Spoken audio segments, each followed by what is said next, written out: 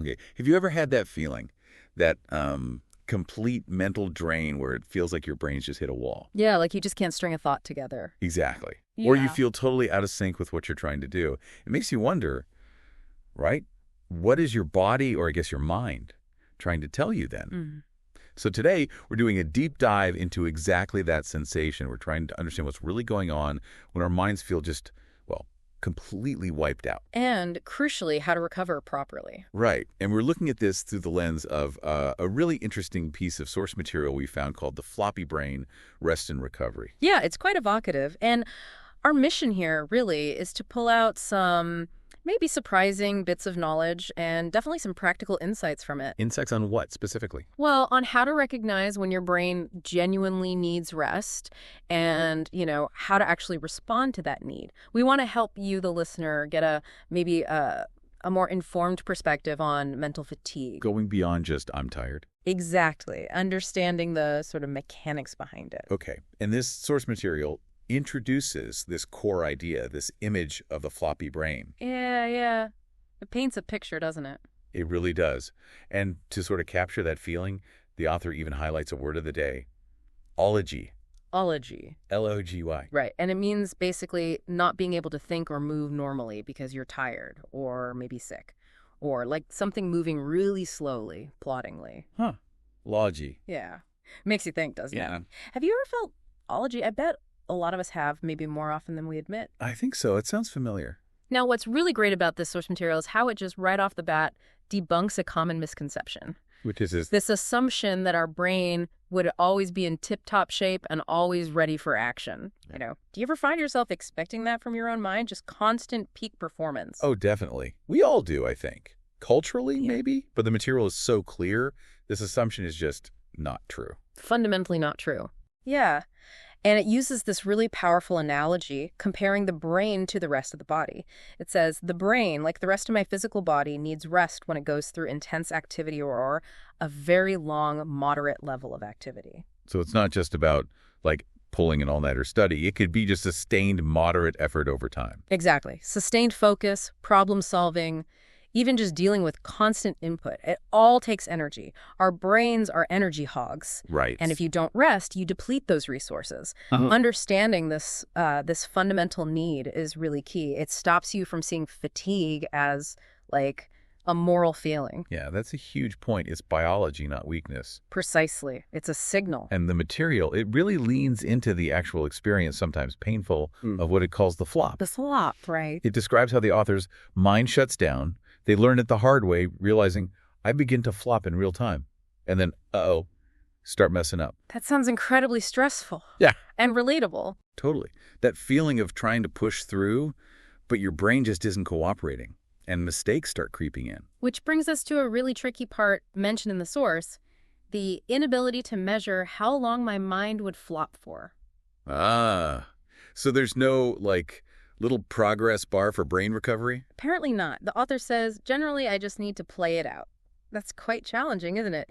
In our world, we want quick fixes, timers, schedules. Yeah, playing it out sounds vague and maybe a bit anxiety-inducing if you have deadlines. Right. How do you manage recovery when you don't know how long it'll take? It goes against our usual way of operating. So if you just have to play it out, does the material give any hints on how? What do you actually do during this flop? Well, it talks about deliberately managing it by taking action to slow down the processing of the brain activities. Okay, slow down the processing. What does that mean in practice? Like switching to easier tasks or just stopping? It seems more like easing the cognitive load, not forcing complex thought, reducing the demands, Makes sense. And it mentions a very simple but maybe powerful technique.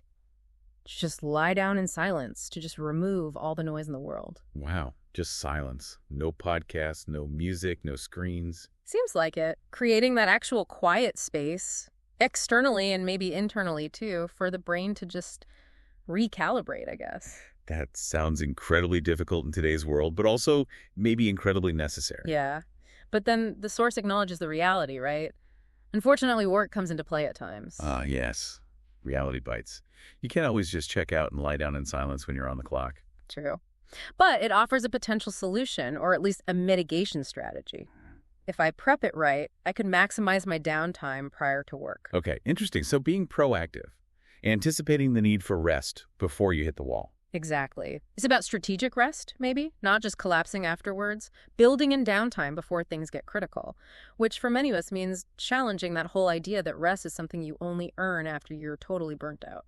That's a big mental shift. Rest is maintenance, not just repair. Precisely. And speaking of mental shifts, here's a really crucial point the source makes, one that I think will resonate with a lot of people. Okay. It explicitly states that a flop is not laziness. Oh, that's huge. So important to hear. Isn't it? It explains the difference so clearly. I can't lift the thought even if I really wanted to. Like my intent to act in a certain way was there, but the execution did not follow through during a flop. Wow. Okay, so the will is there, but the actual cognitive machinery isn't engaging. That's the idea. It reframes those moments completely. It's not about lack of effort, it's about lack of capacity in that moment. It takes away the self-blame. That is such a powerful reframe. It frees you from feeling guilty when your brain just isn't firing on all cylinders. Absolutely. And to kind of capture this idea of allowing the mind that space to recover, the source gives us this lovely quote of the day. Let's hear it. Sometimes the mind needs to wander through clouds before it finds the sun. Wander through clouds before it finds the sun. That's beautiful. Yeah, it really emphasizes that, that seemingly unproductive downtime isn't wasted. It's actually vital for getting back to clarity. That wandering is part of the process. Like letting the mental fog drift away naturally instead of trying to blast it away with sheer willpower, which probably doesn't work anyway during clop. Right. It's like that image. The source material also apparently describes this vivid picture of a tired cartoon brain lying in a hammock with sunglasses on, sipping coconut water. Huh. I love that. That's the ultimate floppy brain recovery goal right there. Just chilling out. It really captures that feeling of needing to just be for a while, doesn't it? No pressure, just rest. Okay, so pulling all together, Yeah. what's the main takeaway for someone listening? I think the core message is really understanding, truly internalizing that your brain has limits, just like your muscles. It needs genuine rest. Right. And recognizing that flop, that feeling of being solidly or mentally drained, it isn't you failing. It's not weakness. It's actually a crucial signal. The signal for what? For vital downtime. And if you embrace that need, it's not just about avoiding burnout, though that's important. It's actually about sustaining your ability to think clearly, be creative, and actually do the things you intend to do long term. So respecting the rest actually makes you more effective overall. Exactly. It fuels your cognitive function. That's a great summary. And it really makes me, and hopefully you listening, think about your own patterns. How often do you push past those early signals? How could you maybe apply some of these ideas to respect your brain's need for rest before it forces the issue with a full-on flop? It's worth considering. Definitely. And maybe a final thought to leave everyone with. Given that our brains seem to need to just play out their recovery without a neat little timer, Yeah. what proactive shifts, even really small ones, could you build into your daily routine? How could you intentionally create little pockets of space for your mind to just wander through clouds? Proactive cloud wandering. Yeah. To ensure you're fueling it for sustained clarity and action instead of just waiting for that inevitable floppy brain moment to demand your attention. It's something to think about.